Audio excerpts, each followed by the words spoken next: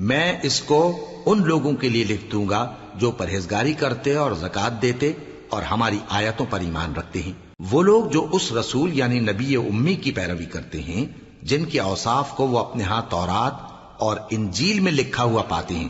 وہ انہیں نیک کام کا حکم دیتے ہیں اور برے کام سے روکتے ہیں، اور پاک چیزوں کو ان کے لیے حلال کرتے ہیں اور ناپاک چیزوں کو ان پر حرام ٹھہراتے ہیں، اور ان پر سے بوجھ اور طوق جو ان کے سر پر اور گلے میں تھے اتارتے ہیں۔ تو جو لوگ ان پر ایمان لائے اور ان کی رفاقت کی اور انہیں مدد دی اور جو نور ان کے ساتھ نازل ہوا ہے اس کی پیروی کی، وہی مراد پانے والے۔ اے نبی کہہ دو کہ لوگو، میں تم سب کی طرف اس اللہ کا بھیجا ہوا ہوں جو آسمانوں اور زمین کا بادشاہ ہے، اس کے سوا کوئی معبود نہیں، وہی زندگانی بخشتا ہے اور وہی موت دیتا ہے۔ تو اللہ پر اور اس کے رسول پیغمبر امی پر جو اللہ پر اور اس کے تمام کلام پر ایمان رکھتے ہیں ایمان لاؤ۔